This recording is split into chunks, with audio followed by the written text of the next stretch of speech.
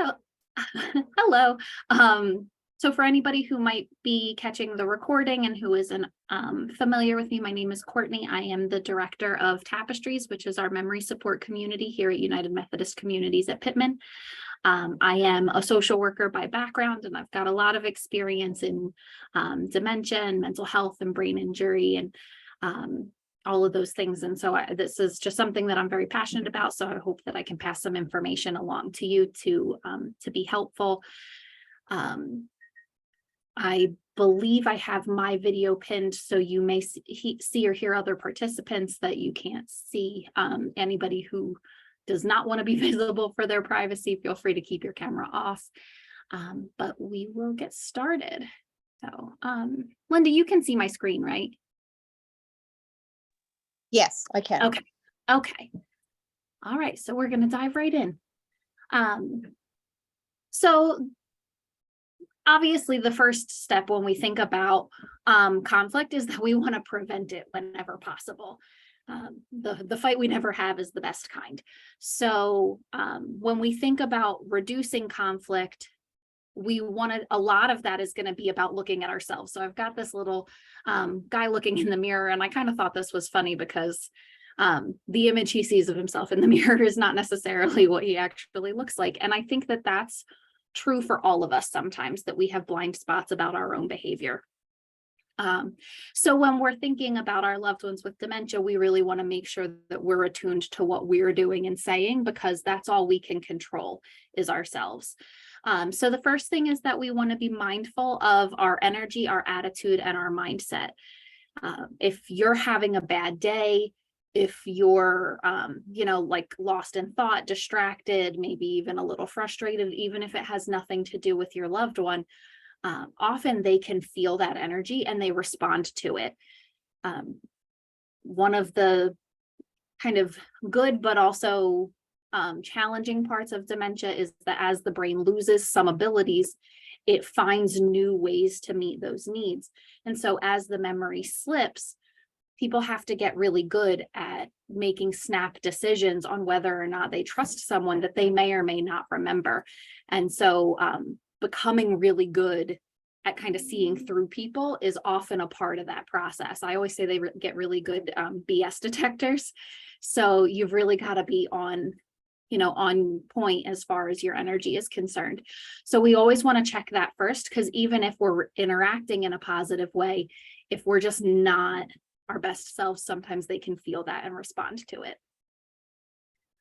Beyond that, we definitely want to make sure that we're also paying attention to our tone, to our body language, and to our pacing.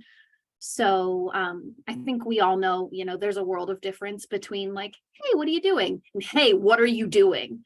Even though it's the same words, our tone is really powerful. So again, they feed off of that energy. They're going to follow our lead. So we want to try to make sure our tone is more pleasant, more positive, more even. We want to make sure that our body language matches. So if you're trying to sound open and positive, but your brows are furrowed and your fists are clenched or your arms are crossed, things like that, it doesn't match. And it's going to trigger that BS detector that might set them off. And pacing. So I think this is just like a New Jersey native thing. We tend to talk pretty quickly. For a lot of people with dementia, they need more time to understand what's being said, and they need more time to respond to what's being said.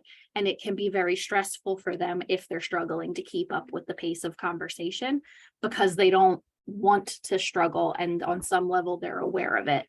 So whenever possible, we want to make sure that we slow down and we give them time to understand what we're saying and understand what response is expected of them, just so that they don't feel that pressure or that embarrassment of like, I don't know what's going on right now, which can often trigger like anger from them or agitation from them.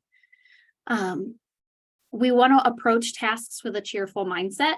So one of the primary things that I see as a cause of conflict between our residents and family members is usually when it's time to do something, particularly something time sensitive. And so we might be thinking like, oh, we just got to get there, get your socks and shoes on and let's roll. But for them, that's a much bigger process. And so we want to make sure that we allow plenty of extra time. We want to engage them in conversation throughout. So if you're just showing up like, hey, it's time to go, let's do this. Odds are good that may trigger some irritation from them. So we want to, be conversational, make small talk while you're helping them, and then make each task you're asking them to do relevant. So if the goal is get on your shoes and socks and go to the bathroom before we leave, put on your coat, all those things, we want to make sure that we're tackling those steps one at a time rather than saying, hey, we need to do all these things and then go. We want to focus on one task at a time, and we want to relate it back to what's important to them. So going out to dinner, let's grab your socks.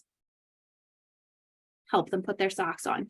And then maybe you use visual cues with that. So while you're saying, let's get your socks, you're holding the socks so that they can see them. It increases the chances that they understand, which is going to make them less defensive. And then you move on. Okay, now time for shoes. And again, you're going to show them those shoes. If you need them to sit down so that you can help them with that, you might sit down and model that for them, that sort of thing. And kind of taking it one step at a time and reminding them with every step, this is why we're doing it. So that's what I mean by make tasks relevant. Like, we're going out to dinner, so you want to look nice, and appealing to that part of them that would look forward to an activity like that. One of the other major things that I see that causes conflict for a lot of our families is the urge to quiz. So I don't think that it comes out that way. I think a lot of us think we're being helpful. We want to talk to them about memories and times from our past. And sometimes it can kind of accidentally slip into, do you remember that thing we did? What came next? What about this? Do you remember? Do you remember? Do you remember? And again, they can get a little bit overwhelmed with that, especially if they're embarrassed that they don't remember. And it can make them very defensive. It can make the situation more prone to agitation. So we want to make sure we're avoiding the quizzing. It's absolutely okay to ask your loved one questions, but we want to try to use open-ended questions that give more room for flexible answers. And we want to be prepared for the answer that we get, even if it's not the answer we're looking for. So we go with the reality that we're given rather than correcting. And we want to, at those times when we are engaging them in conversation or where we might be reminiscing and seeing that they're struggling a little bit with it, we definitely want to attend to the tone and the body language of their responses, their facial expressions, things like that, because usually you can see on their face when they're starting to get overwhelmed with a situation. And if we can do that and change tactics, it's going to help mitigate that risk of conflict. So we want to, I mentioned this briefly, but we want to be flexible and accept the reality that we're given. You might be talking, say, about a Thanksgiving dinner, and you remember it in vivid detail, but they're mixing it up with, say, an Easter or a family birthday from another occasion. That's okay. They're still remembering, they're still reminiscing, and they're still participating in the conversation. So we want to go with that rather than discouraging them by saying, no, not that time, not that holiday, and correcting. So we can just switch gears. If it's really important to get back to that, original topic of conversation, we can always try to loop the conversation back around, or we can reapproach it at a later time when they might have a different experience, or they might be more prepared for those questions. Whenever possible, we want to offer positive choices. So especially if you've got a loved one that's maybe a little bit tricky, maybe a little stubborn, maybe a little set in their ways, when we offer choices, we always want to give at least 2 options, preferably not too many where it becomes overwhelming. But we want to make sure that both of those choices are good, healthy options. So you're not going to say, well, we've got to go to the doctor, or you're going to get sick and just deal with it. That's like technically a choice and it's a natural consequence. If you're sick, you don't go to the doctor, things may get worse, but it's not productive and helpful in that moment. So we want to offer two positive choices. Would you like to have lunch before we go to the doctor or after? So in that scenario, the doctor isn't optional. You're kind of offering a reward and giving them a little bit of control over the situation that can usually help increase the odds that they're going to go along with it and be comfortable with it. And that can apply to any number of situations. I know a huge source of conflict is often hygiene. So it might be like, well, do you want to take a bath or do you want to stink? That's not really a good positive choice, but you might say, would you rather take a bath or a shower? Or would you rather just get washed up like with a cloth at the sink kind of a thing? Give alternatives. Either way, their need is being met, just not necessarily in one rigid way. And so this is kind of connected. We want to avoid the dirty words. And so the dirty words for a person with dementia are not the same as the dirty words you hear on the street, or you might shout in traffic or whatever the case may be. So the dirty words for a person with dementia are no, don't, stop, and can't. Realistically, we have to accept that our loved ones are adults and they have been for a very long time. There is a tendency, I think, as people progress and are less capable, that we don't do it on purpose, but we kind of accidentally make them more childlike and take their power away, just because they need us to do more for them. So we start kind of doing and doing more and more. But that can be very like humiliating and very limiting for anybody, but particularly for people with dementia. And so we don't want to tell them, no, you can't do that. No, you shouldn't do that. Stop that sort of thing, because we're taking away their autonomy when we do that. We're taking away their sense of control over their own lives. And it kind of makes sense that that would be frustrating for them. It kind of makes sense that they're going to be more likely to, retaliate back. And so if we say, no, don't do that, I can tell you 99% of the time if we were to say that to your loved ones, they'd give us an earful. And they're kind of entitled to do that. They don't want to be told by someone their grandchild's age what they should do, or their child's age what they should do. So whenever possible, we want to frame those concerns in a more positive way. So that might look like saying, yes, but first let's do this. So if they're saying, I'm getting out of here, I'm going to take a walk. Yeah. Okay, let's do that. But first, let's get your shoes on. But first, let's get a snack. But first, let's, listen to music. But first, why don't you tell me what upset you? Any of that is totally acceptable. And what we've done is kind of redirect the energy onto something else so that we stop them from doing the thing we don't want them to do. But without that, you can't leave, you have to stay here kind of thing that takes away their autonomy and their control over their own life.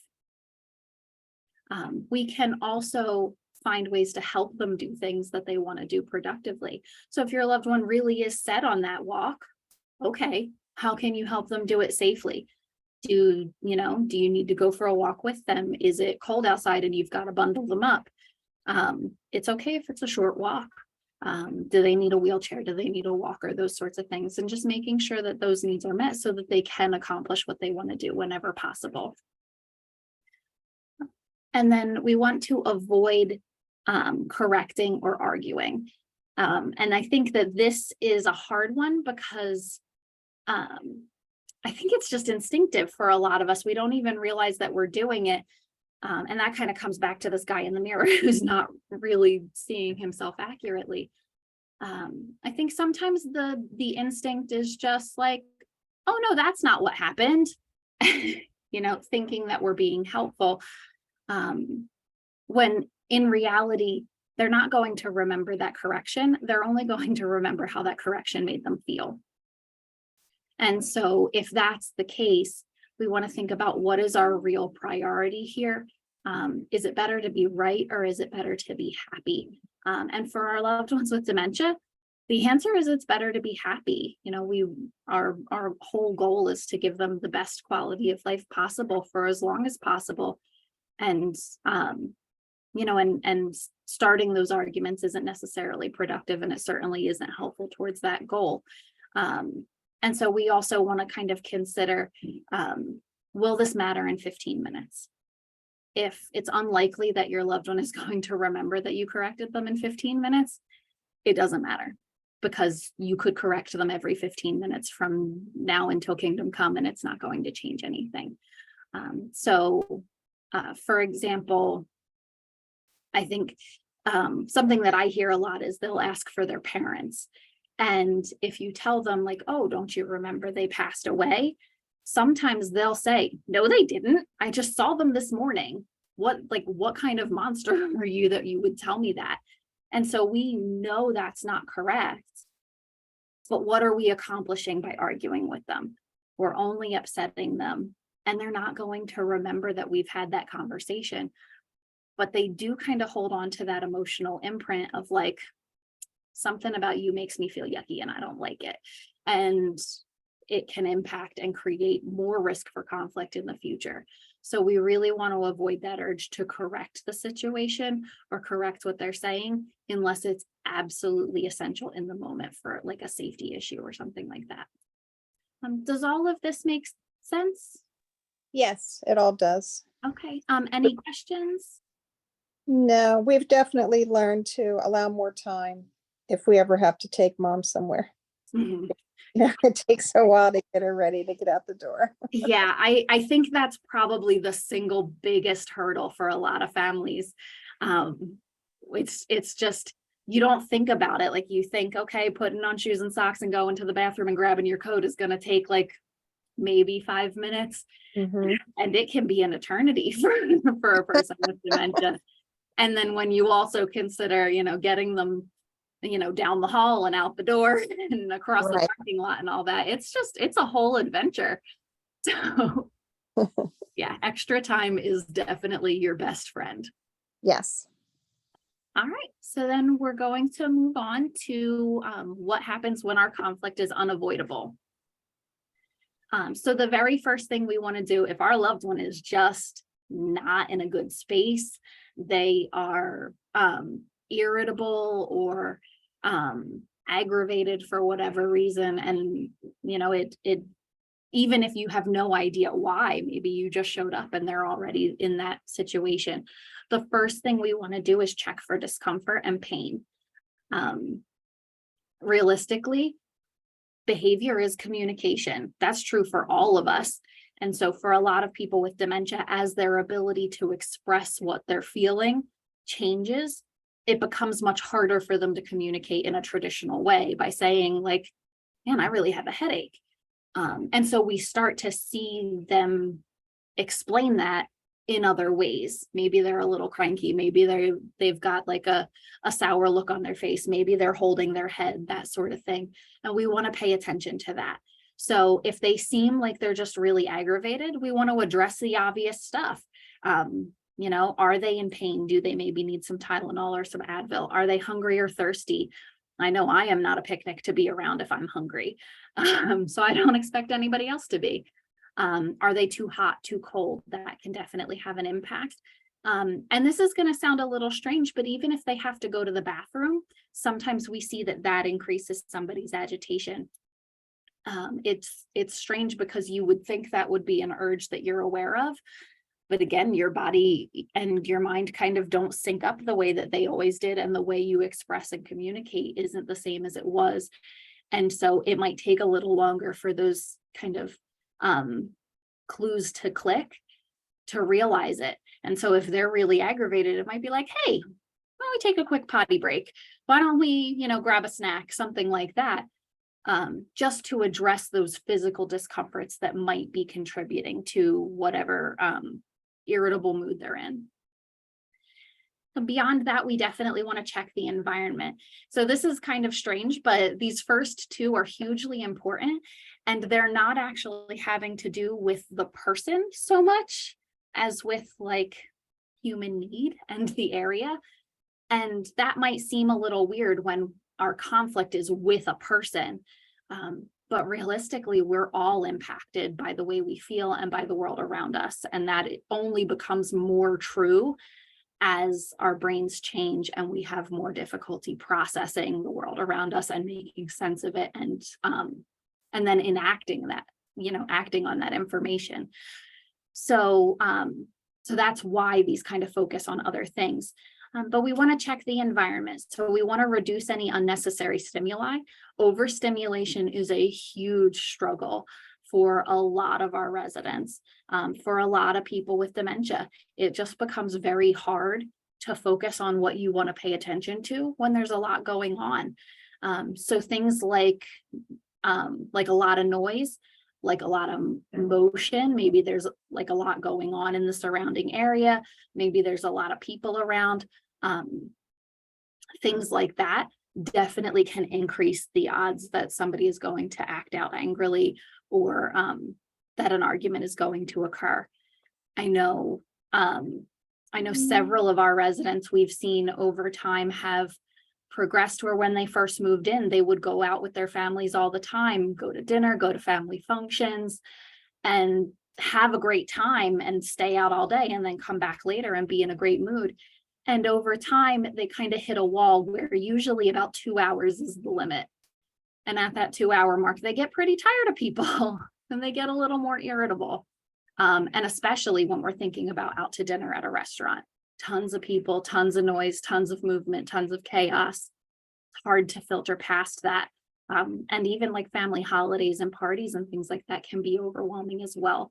So if our loved one seems irritable and there's a lot going on, we might want to look at what can we change? Can we remove some of the audience? Can we tone the noise down, turn off the TV or turn the volume down, move to a less crowded area, that sort of thing, just to help take some of that pressure off so that they have more mental energy to attend to interacting with you in a positive way. So then when we come back to how do we relate to the person, so we want to validate their emotions and offer reassurance and solutions whenever we can. So I don't know about you, but I think for many of us, when we're angry or when we're upset about something, the first thing people tend to say is calm down, or don't worry, it's going to be okay, relax. And the intent is good. But if I'm angry and you tell me to calm down, I'm probably going to get angrier. And I definitely see that for our residents with dementia. You may be correct that they don't really have anything to worry about. You may be correct that they need to calm down. But in that moment, their priority is how they feel. And for them in that moment, it's a very real problem. So we want to validate what they're feeling. If they're angry, go ahead and let them be angry. You might even say, like, yeah, tell me about it. That would make me angry too. Or that would upset me too, and kind of go along with it. And then we can use that. Usually when we acknowledge that their feelings are valid, I see that takes a lot of the wind out of their sails right away. So they expect you to argue with them. And when you don't, when you agree with them, it's like, oh, okay, you're not my enemy, you're my partner. Now we're in this together against the problem. And that's a much more powerful place to be. Rather than butting heads, we can be a member of their team to address what's upsetting them, whether or not it's a real threat. And so then that allows us to offer reassurance or even solutions. So obviously this is going to depend on what the issue is. But if we use that example, like their parents, are no longer with us and they're looking for that I used earlier, it might be, I haven't seen mom, but I'm sure she's okay. Is there anything I can help you with? That sort of thing. This might be a time for therapeutic fibbing where you say, oh, mom's at the store. She'll be back in a little while. something to that effect, so that we address the immediate cause of their agitation or their anxiety or whatever the worry is, but in a way that makes sense from their perspective. And then whenever we can, we want to fix the problem. So why are they looking for mom? Is it because they don't feel well? Is it because they're hurting? Is it because they're hungry? You know, whatever the case may be. And can we do something about that? You know, can we get a snack? Can we give a Tylenol? Can we, you know, just sit and talk with them? Maybe they're just feeling a little lonely or restless and it's coming out in that way. And we just need to sit and talk and give them a chance to express what they're feeling. But all of that comes from that place of joining with them rather than telling them that their anger or their frustration is unfounded or is problematic. We definitely want to go on the journey. So this is again connected to that idea, you know, we know mom isn't here, but they don't know that. So we want to accept the reality that we're given and go along with it whenever possible.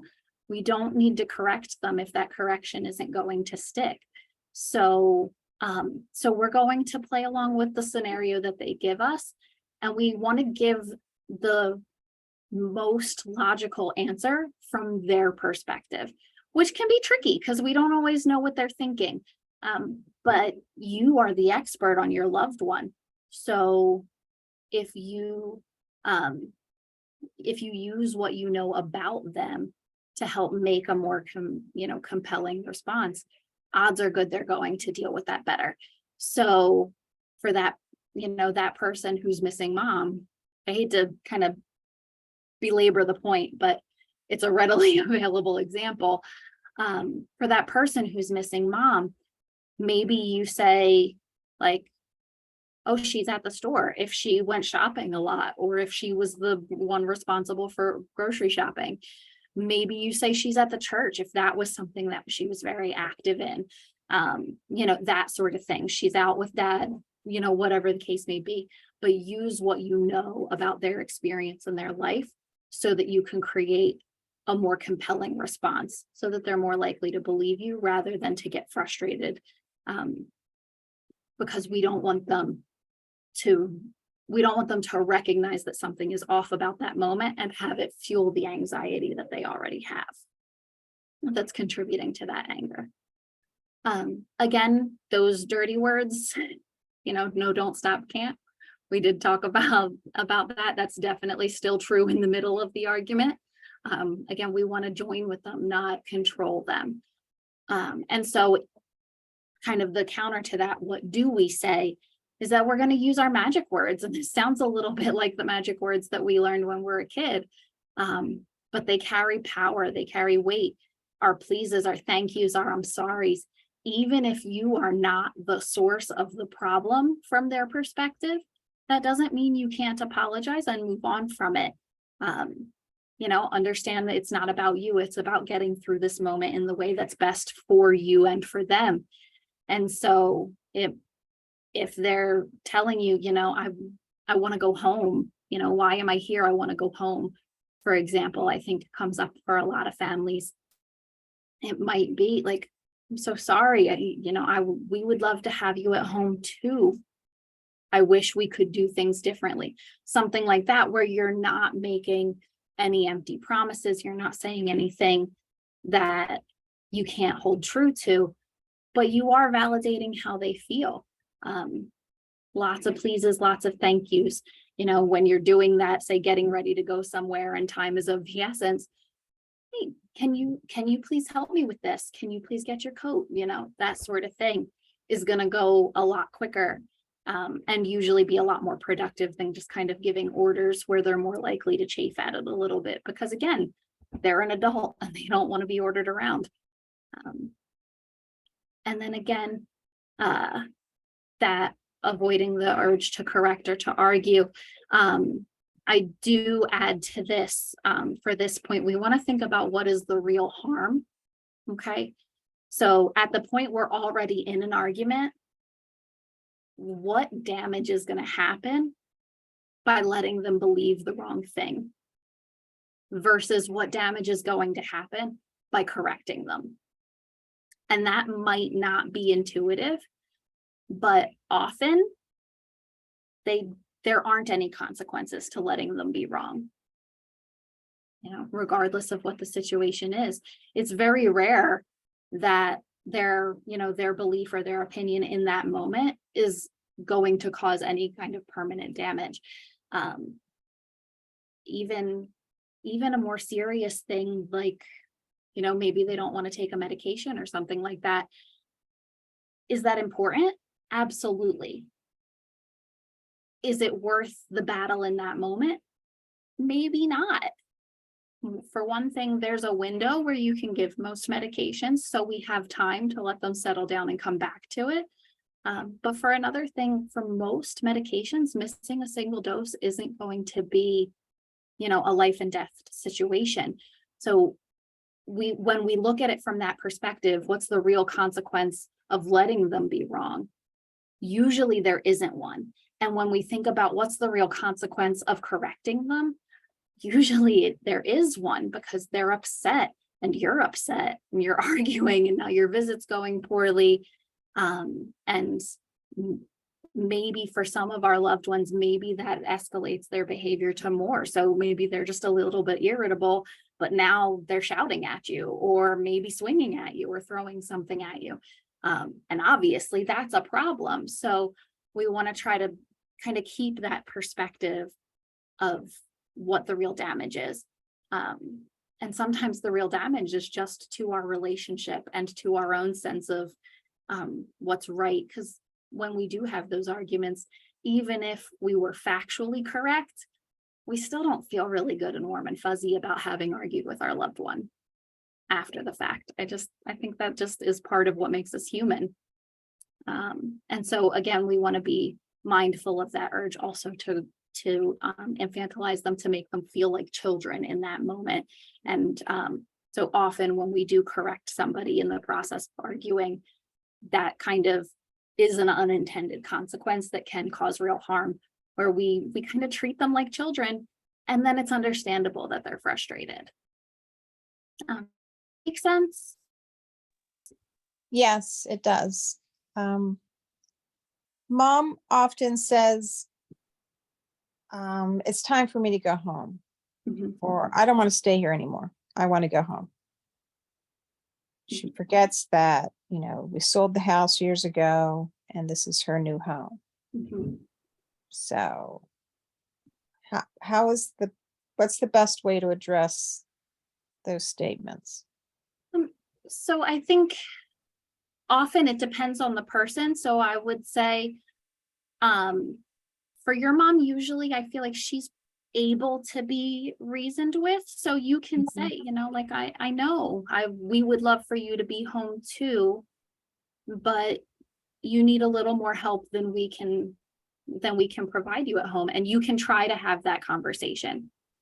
I think my experience with her has been that so far she's usually in a place where she can receive that. There are certainly times where she can't. And so at those times where she can't, or for someone else's loved one who may not be able to have that conversation, then kind of, again, rather than belaboring a point that they're not going to remember or understand, sure, we can tell them, well, you almost lit the house on fire because you forgot to turn off the oven, or you were walking down the highway in the middle of the night. And so we needed to put you here. Like, you can have those things, but they're not going to remember that. They're probably going to argue with you that it didn't happen. Right. Don't be ridiculous. I know how to use the oven. I've been cooking since I was 15, like that sort of thing. And it's not really getting anywhere. So, so in those situations, we kind of want to, again, validate what they're saying and then try to change topics. So it might be like, I know, Mom, I'm sorry. Just, give it another day or two. You can even say, we're going home, we're going home later. Maybe you tell them we're going home in about an hour, or we're going home in a few days, that sort of thing, just to help address the way they're feeling in that moment and then move past it. And I can tell you, that even though she says that, there's just most of the day, she's got a smile on her face and she's happy to be here and she's got a lot of friends. So I know when she's having that conversation of like, I'm tired of being here, I want to go home, that can be heartbreaking and it can be really hard for you as a family member. But that doesn't mean that where she is in that moment is indicative of where she is all the time, if that makes sense. Like Yes. it's really, you know, like when you're there, she's just thinking how nice it is to be comfortable with her daughter and she wants to be with you and she thinks that that's going to happen more at home. And so that's usually like where it's coming from is I want more of this and not necessarily, you know, I want that impossible situation. And so we can just kind of go with it. Does that make sense? Yes, it makes perfect sense. Thank Okay. you. No, absolutely. All right. So then, I think this is the hard part, coping with the conflict. So because sometimes it is unavoidable, because taking care of our loved ones with dementia is really challenging, it can be really hard for us to see them in that state. And it can be, especially when it's something that happens frequently, it can be really hard for us to keep dealing with that. And so this is about how do we manage how we feel about the situation. So the first thing I'm going to say is that we need to remember it's not personal, it's progression. So even when our loved ones are making personal attacks, because I do hear it happen, I do see it happen. Sometimes they're, you know, they're frustrated, they're aggravated, whatever the case may be. And it's, you did this to me, you put me here, you are the problem, kind of a thing. That might be what their words are saying. It doesn't mean that that's what they really feel. And it doesn't mean that that's true of the situation. So, so when we think about our loved one and what the argument is, we want to consider that a lot of the things we're seeing and hearing in their arguing is symptoms of dementia. So changes in risk assessment, changes in safety awareness, poor decision making, poor impulse control, trouble managing their mood, trouble understanding social boundaries. All of those things are part of dementia. And so if we use that example of I want to go home, they can't accurately assess the risk of themselves being at home. So of course they're going to think I don't need to be here because they don't remember that they almost set the house on fire. They don't remember that they were wandering. They don't remember that they can't take care of themselves. And they don't understand the risk inherent in those situations. Like if I can't take care of myself in the shower and I fall, I might be seriously injured. That's not their train of thought. So they're just not recognizing those dangers or not accurately assessing their ability to cope with those dangers. That's part of dementia. Poor impulse control is part of dementia. So if they are lashing out, if they are yelling, that's, you know, part of the package for a lot of people. And the social awareness, the, you know, that part of our brain that says, maybe I should think about this before it comes out my mouth. That definitely suffers for a lot of our loved ones with dementia, and it contributes to them saying those hurtful personal attacks. So we want to keep in mind, even if it sounds personal, it's just the outward symptom of what's going on in their brain, and they're doing the best they can with what they've got, and they're trying to communicate their frustration, even if it's not in a way that's consistent with what we know to be true. We also want to remember that you are their comfort person. And this is a little bit weird, but I'd like you to take a moment to think about the last time you had a really bad day. Maybe, you know, you overslept, maybe, you know, you spilled your coffee on yourself in the car, maybe there was a lot of traffic, you got late to work was just a headache, everything went wrong, whatever the case may be, one of those days where nothing goes right. And think about what you look like on one of those days. And where do you tend to put your frustration on one of those days? So I can only speak for myself, but I think that this is true for a lot of us. When we have that bad day at work, when we have that bad day at life, and we look so forward to coming home and being with the people that we love and that are, are going to understand and be, supportive. And so like, we're going to go home and the day is going to get better. But sometimes they're the people that we lash out at just because, we had a frustrating day, and you can't do that at work. So the only place you can express that anger is at home. Sometimes, whether we mean it or not, we're hardest on the people that we love, because we're comfortable with them and because we know they're going to love us anyway. It's the same reason kids are often worse behaved. That's a bad way of saying that. Often have worse behavior for their own parents than they do for babysitters and teachers and things like that. They trust you're not going to hurt them. They know that you love them no matter what on some level. And that's what causes them to take out that frustration that they have no other outlet for on you. So when we think about remembering that you are their comfort person, they know you, they love you, they trust you. And when they don't necessarily recognize the other people around them,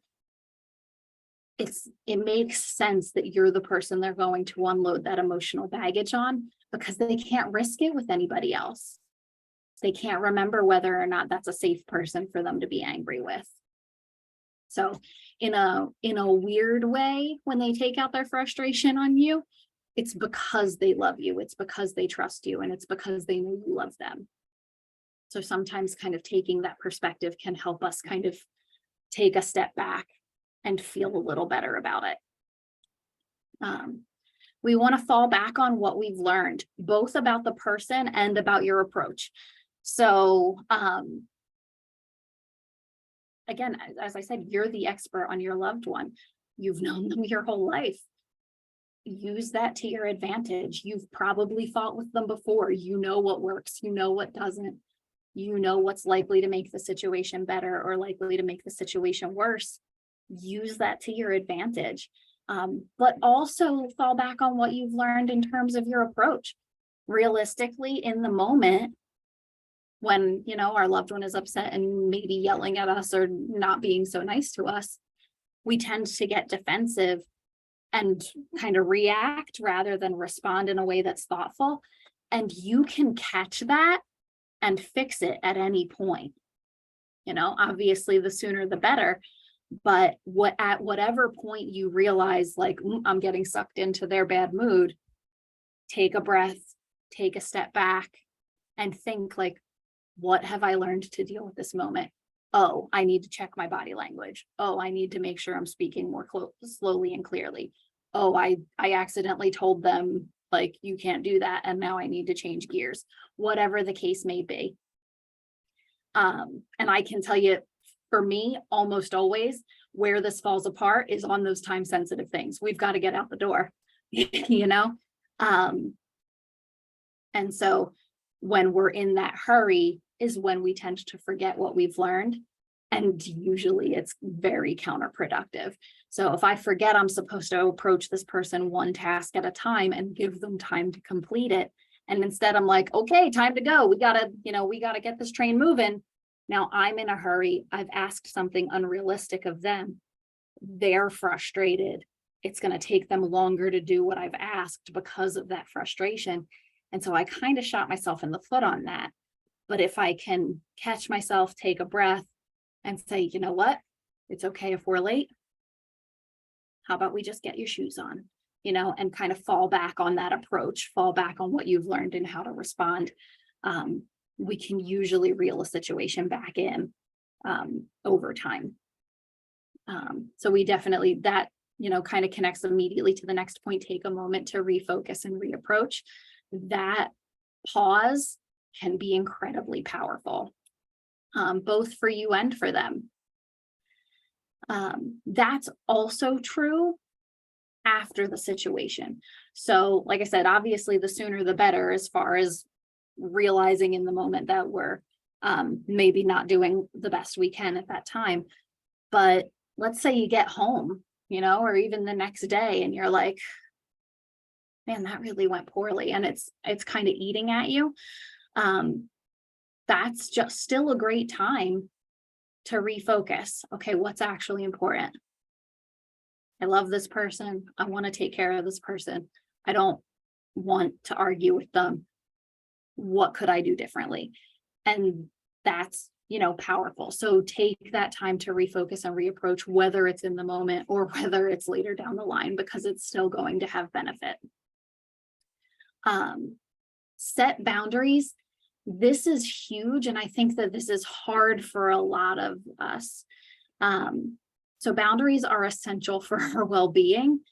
I think I know I've heard a lot of families say they feel guilty for setting boundaries. They feel as though they're being selfish. We put her here, we put him here, and now we can't be here all the time, kind of a thing. We can kind of let that guilt, I guess, almost sneak up on us. So if you're looking for your sign, here it is. Boundaries are not selfish. Getting your loved one care is not abandoning them.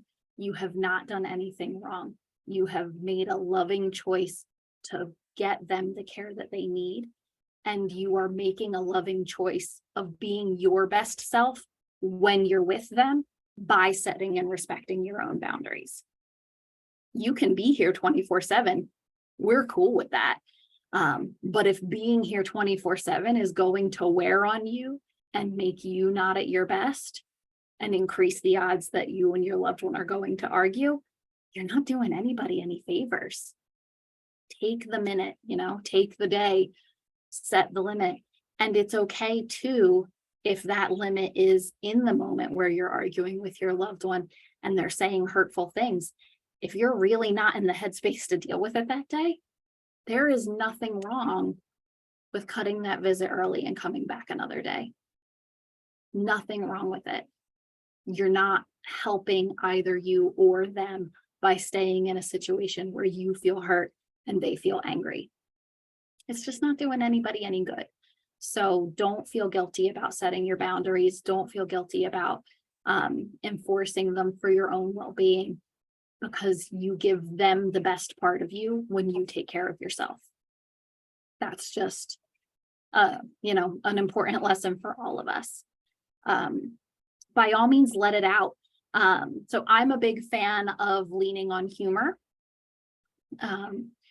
That can be challenging sometimes.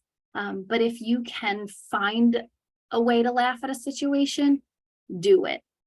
Okay. Whether that's like, do you believe it took 25 minutes to put on a sock? Like, that's crazy, but laugh about it. Oh yeah, we're just going to be here for another year, whatever, make a joke, make it light. Even if you're not doing that audibly with your loved one, because obviously we don't want to embarrass them, but do it for yourself. Even if you're just laughing at the absurdity of the situation, if it's one of those like, I'm going to laugh or I'm going to cry moments, go ahead and laugh. That's okay. It's also okay to cry. This is challenging and nobody prepares you for this. There's no book you can read, no class you can take to help figure out how you take care of your aging parent as they go through something like this. It's just really challenging. And sometimes you need to let it out. There's no shame in crying. And I'm a big believer that our bodies don't do anything that's not essential to our functioning. So the fact that we can cry means sometimes we need to. It serves a purpose. It makes us healthier for getting it out. And that's, often why we feel better after a cry. Just sometimes you got to let it loose. There's only so much space on the inside. So if you let it out and you can start fresh, there's no shame in that. And then the last thing is definitely build your support system and use it. So your support system, we can absolutely be part of your support. We are happy to do that. But it should also be friends and family members, it should also be maybe a support group online or one in your local area. Maybe you take up a hobby, maybe you go out with your friends and just have an opportunity to vent. Whatever the case is, build your support system and make sure you use it. And I do add here, be mindful of how your loved one's ability to provide support has changed. Realistically, our parents are a big part of our support system, and you've probably grown up going to mom or dad with problems your whole life. And to suddenly not be able to do that is really hard in a way that I don't think we think about. So when I say be mindful of how their ability to provide support has changed, I don't mean you can't still talk to them about what's going on in your life.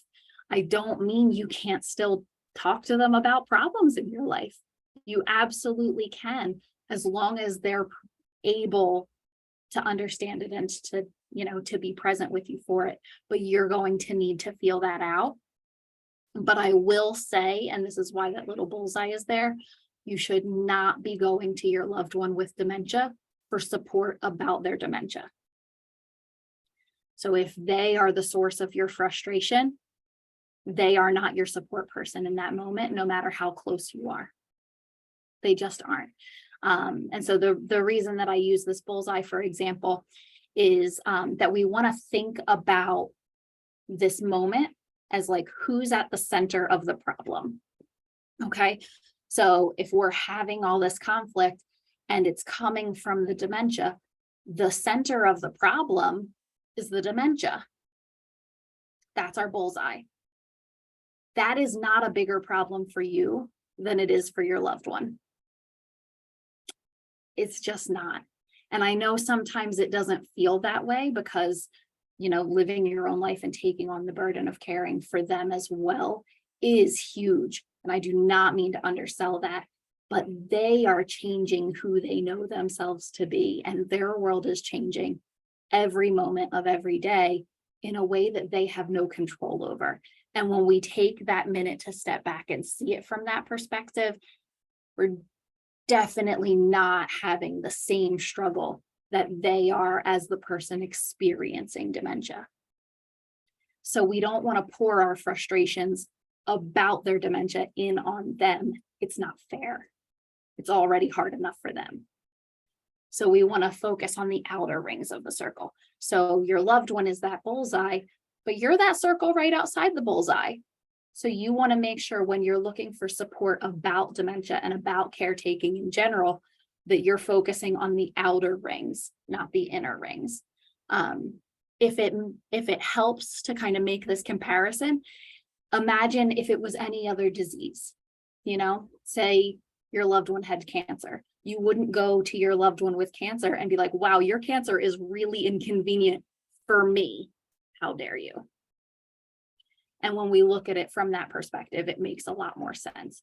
So we want to make sure that we're keeping that in mind when we're using our loved one for support, because they do still want to be involved in our lives, for as long as they're able. So it's okay to talk to them, just maybe not about that. All right. Does all of that make sense? Any questions? It all makes perfect sense. No questions. Thank you. Okay. All right. And then so our last thing, and this is related, but not necessarily specifically conflict driven, is just I want to touch on the dynamics of being a caregiver and the stress that comes with that. Because again, nobody taught you what to expect. Nobody prepared you for this role. And it's hard and unique in a way that a lot of things, just like a lot of other things we face in life, just don't compare and don't prepare us for this. So first and foremost, I want you to know that your loved one doesn't necessarily need to understand in order to get what they need. Okay, so understanding is not essential to care. One of the biggest arguments that I see families have with their loved one is that, like, I want to go home. Why am I here? Why can't I live with you? Why do I have to take this medication? Why do I have to get a shower? Whatever the case may be related to those care aspects. So it might be placement, it might be medication, it might be hygiene, it might be food, it might be doctor's appointments, it might be any number of things. Their ability to understand why that's essential is going to change and decrease over time. That's just part of the package. Because they don't understand, they may not be happy with those things at times.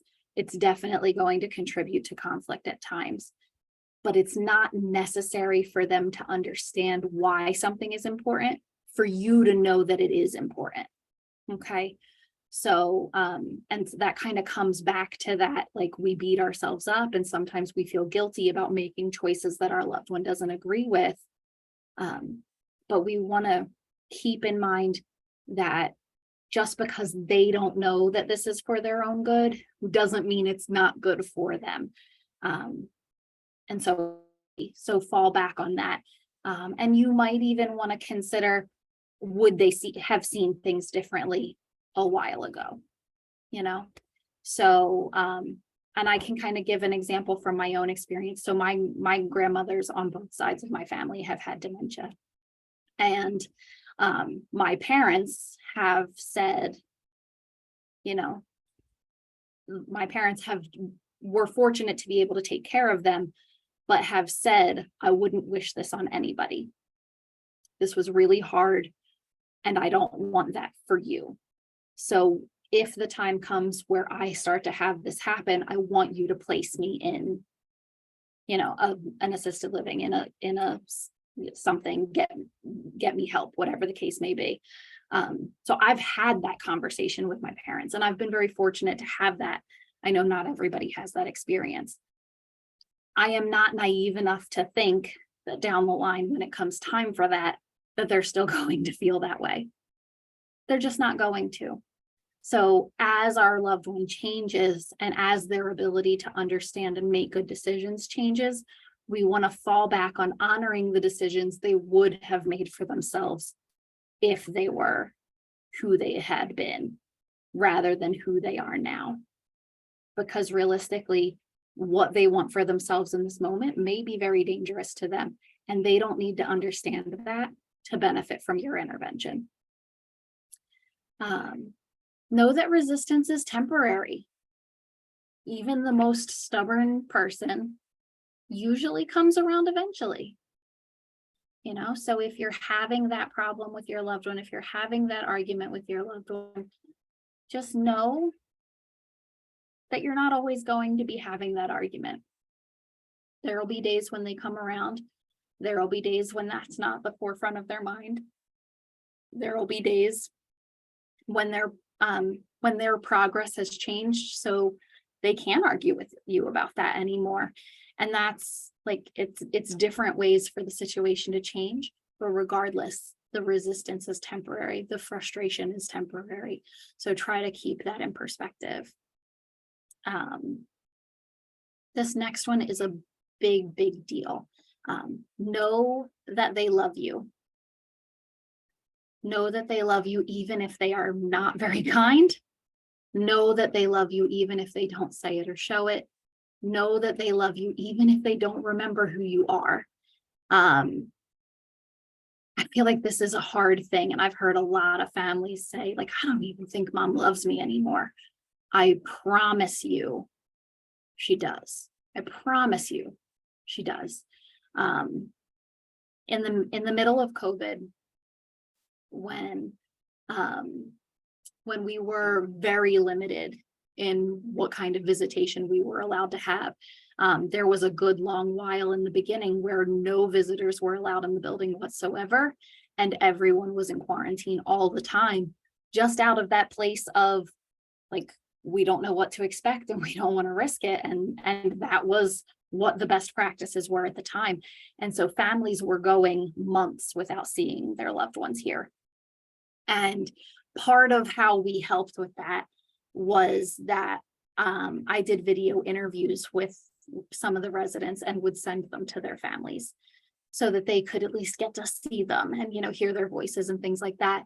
And I remember there were a handful of families where, like for Thanksgiving and for Christmas especially, I had done, what are you thankful for? What makes the holidays special to you? That sort of thing. And the residents went on and on about how lovely it was to have all their children together and how proud they are of the people their kids have become and how much they love them and how important they are in their lives. And, they take such good care of me and I give them a hard time for it sometimes, but, they're really there for everything I need. And I would send these videos to their families.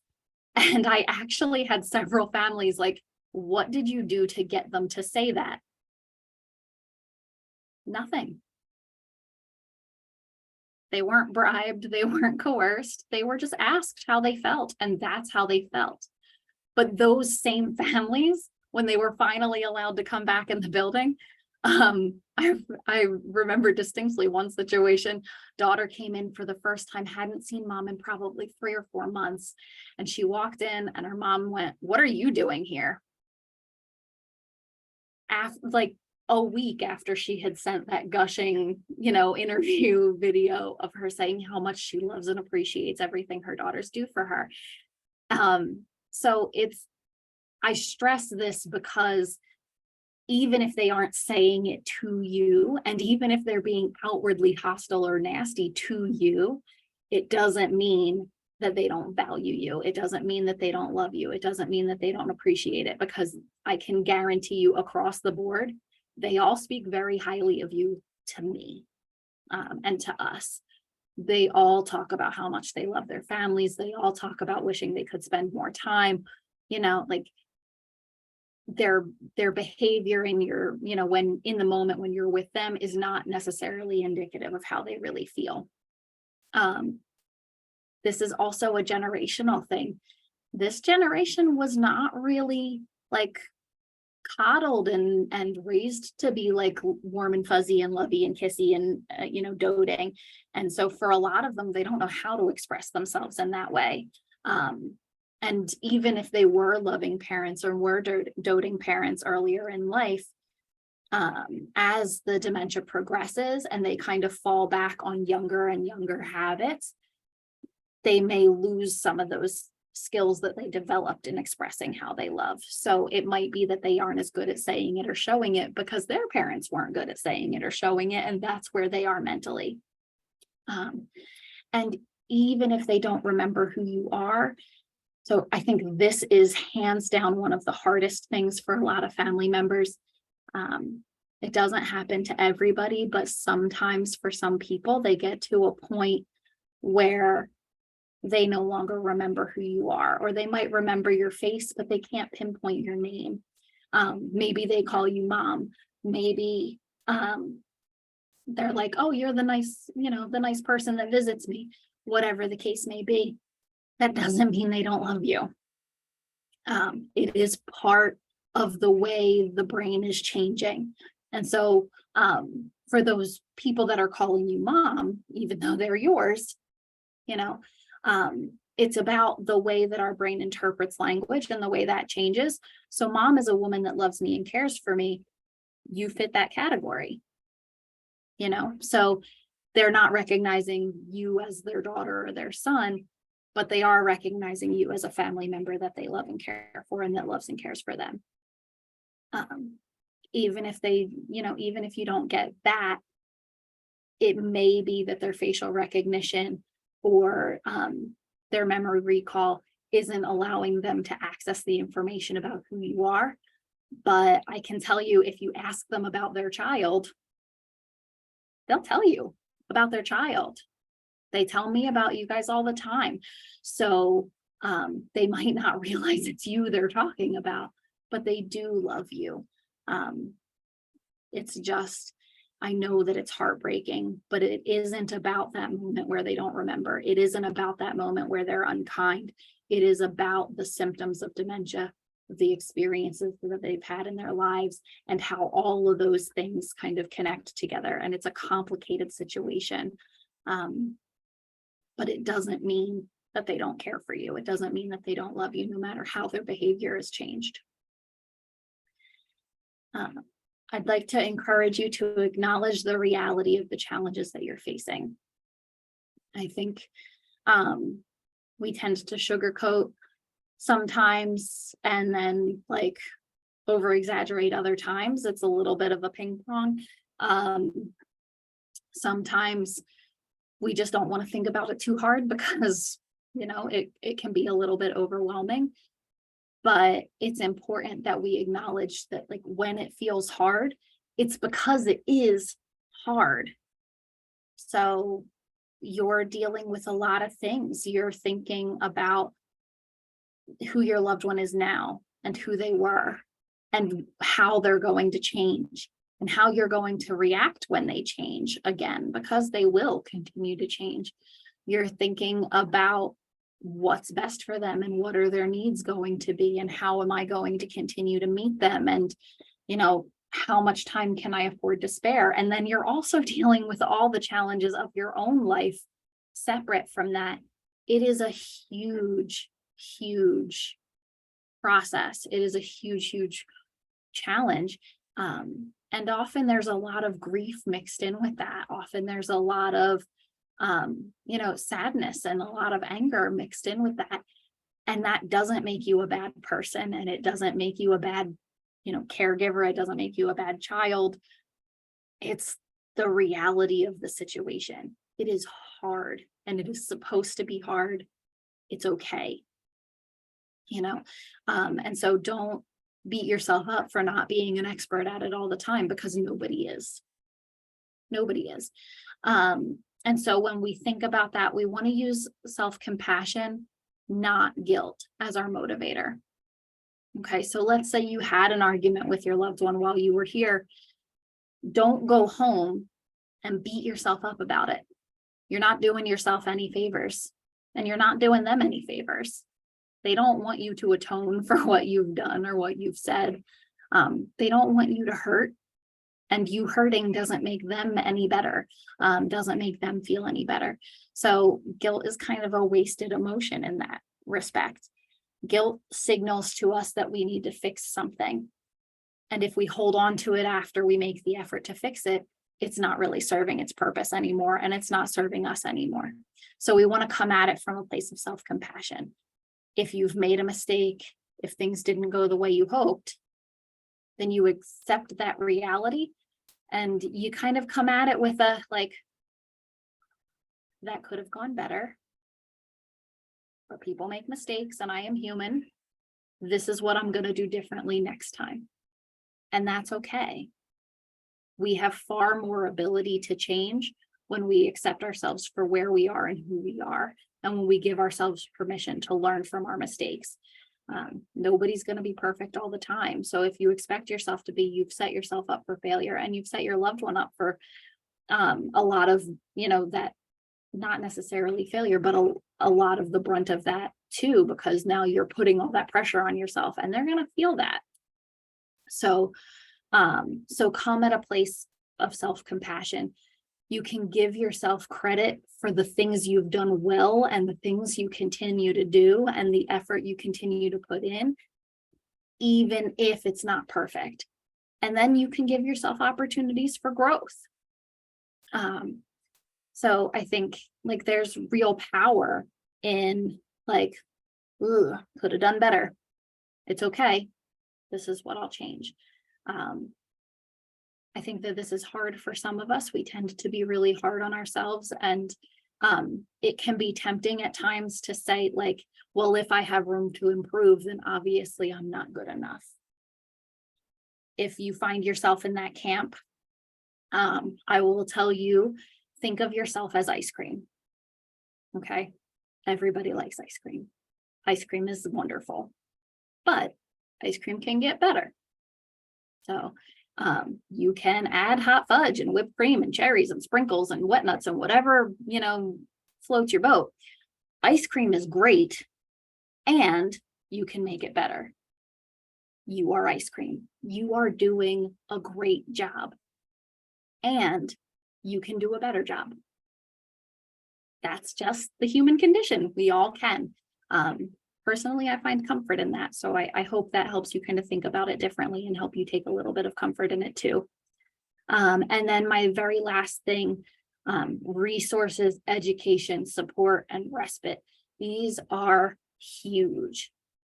So, like I said, nobody prepared you for what this was going to look like. I think often when our loved ones get diagnosed with dementia, either it's just too much information to process all in that moment.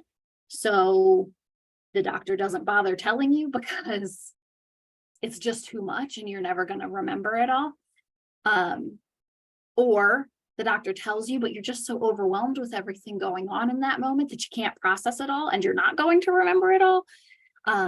So regardless of which way it goes, you don't really have an accurate understanding.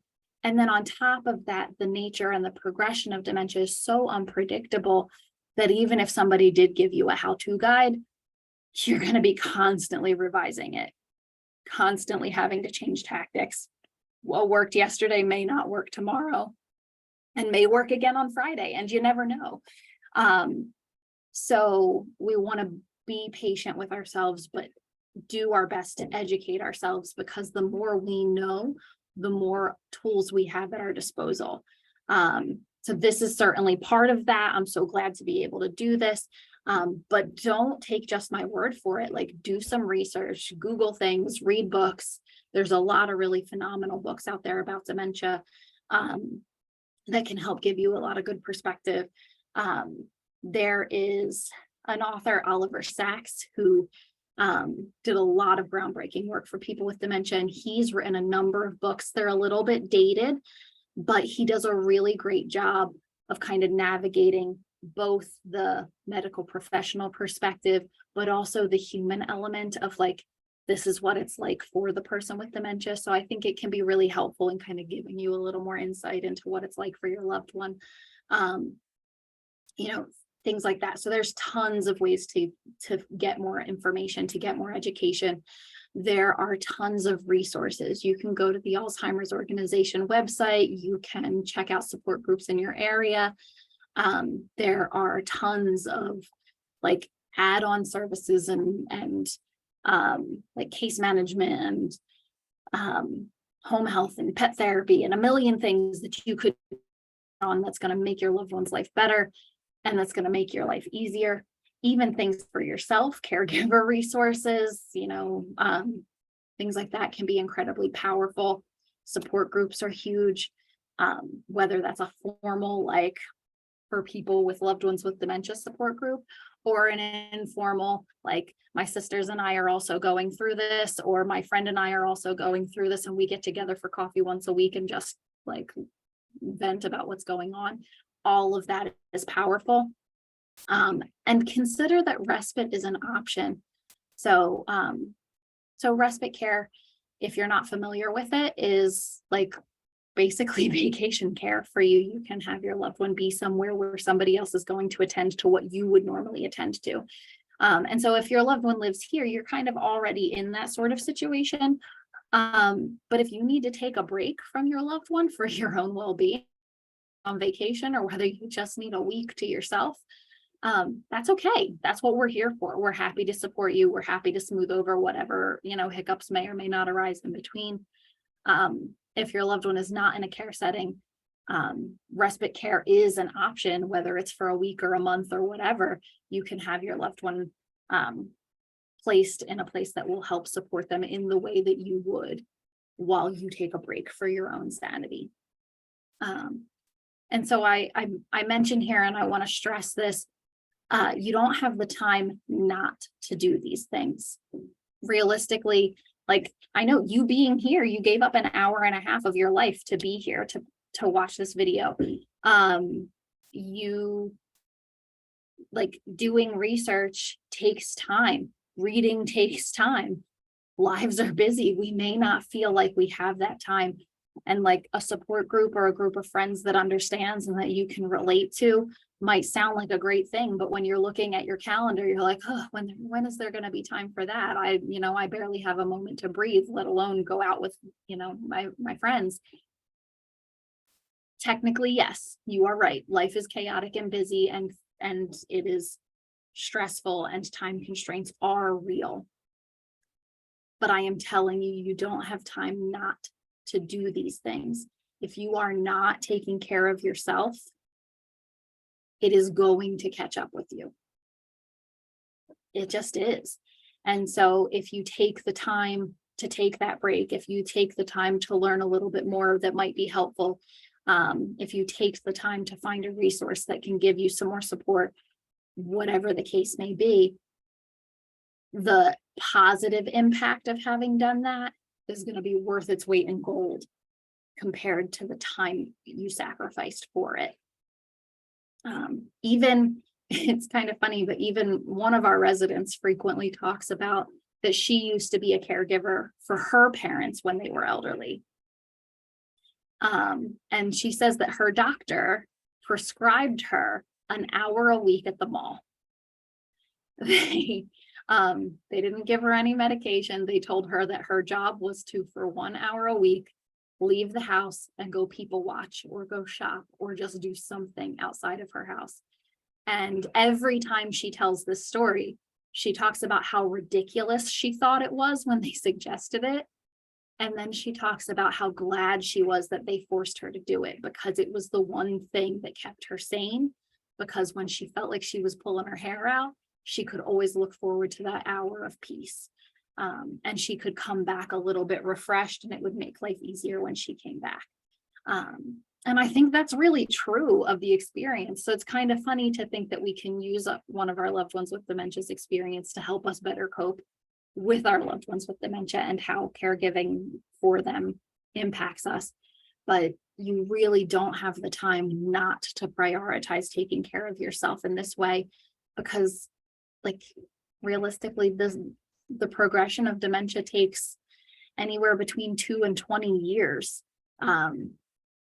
That's a long time to be stressed. That's a long time to have no outlet. That's a long time to have no support. So do yourself a favor and take advantage of those opportunities, make the time for it, because I promise it's going to pay dividends and you're going to feel much better for it after the fact. Does all of that make sense? Any questions about any of this? It all makes perfect sense, Courtney. Thank you very much. What's that? As always. Oh, John is here. He wants to say something. Hold on. Okay. We're being recorded, so you know. It's fine. Say, Courtney, how are you? Hi, John. Good. How are you? So, interesting enough, I was listening to Science Friday on NPR with Ira Flato the other day. They were talking about dementia. And he had on 2 experts in the field. And he asked one of them, so if you had to characterize how well we understand dementia in terms of a jigsaw puzzle, how much of that puzzle is complete? And this guy who's been doing it for almost a decade stopped, thought about it for a second, and he said, maybe a piece at one of each corner, and that's it. Yeah. Which was, oh my God, shocking. So the takeaway, which reinforces what you were said earlier, there's just so much we don't know, and so many things are changing constantly. And you reiterate your eloquent statement, what works today may not work tomorrow or next week or whatever. So good job. That's all. Oh, well, thank you so much for sharing that. I really appreciate that. Yeah, it's really true. Like, even, I frankly, I would not consider myself an expert, like I think that I have above average knowledge of dementia. And that is entirely because of my work. And because of my personal experience with it. But I absolutely would not say that I'm an expert. And I can tell you that every expert I know will also say there's a heck of a lot more that we don't know than what we do know.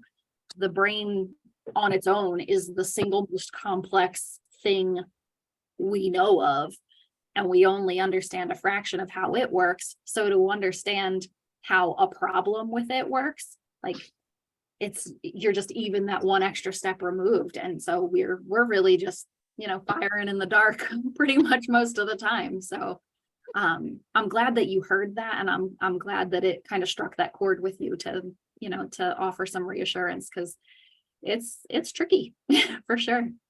Absolutely. Well, thank you again. Yeah, thank you.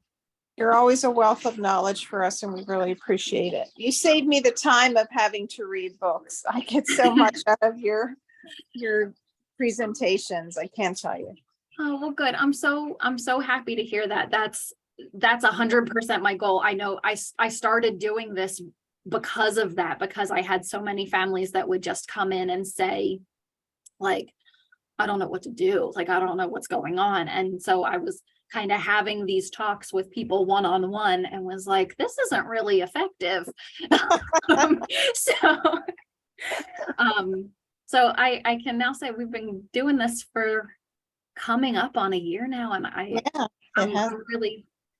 I'm really happy that you've gotten as much benefit out of it as you have, and I've gotten a lot of positive feedback from it. So I'm hoping to be able to continue it, for a good long while, until hopefully we have a few more pieces of that puzzle that John mentioned. yes, we're hoping for that for sure. Yeah. All right. Any other last minute thoughts, questions, concerns, any ideas for things that you might want to talk about in the future? Gosh, I think you've covered everything. Sorry, that's our dog barking in the background. Oh, that's okay. Nothing comes to mind right now. I'm sorry. Okay. That's okay. So if anything else does come up, you know how to get a hold of me, please, by all means. I'm happy to take suggestions. I really do want to make sure that I tailor these talks to what struggles you're experiencing. That said, without any more immediate needs, if nothing changes between now and then and nobody has something they really want me to focus on, my tentative plan for next month is to focus on food and feeding issues. Good. Yeah, I think diet changes a lot, and ability as far as food changes a lot, especially in the later stages of dementia. And I think that is a thing that is a huge struggle for a lot of families. And you might not necessarily be there yet at this point with mom, but proactive information is a good thing. It helps us, kind of know what to expect and be able to respond to it better. So Yes, for sure. yeah, so we'll kind of tentatively plan on talking about food and food related issues for next month. But if you come up with anything that's a more pressing need, by all means reach out, because I'm happy to switch gears. All right. All right. Thank you again, Courtney. Thank Enjoy you. the rest of your evening. Thank you. You too. Have a good night. Okay. Bye-bye. Bye.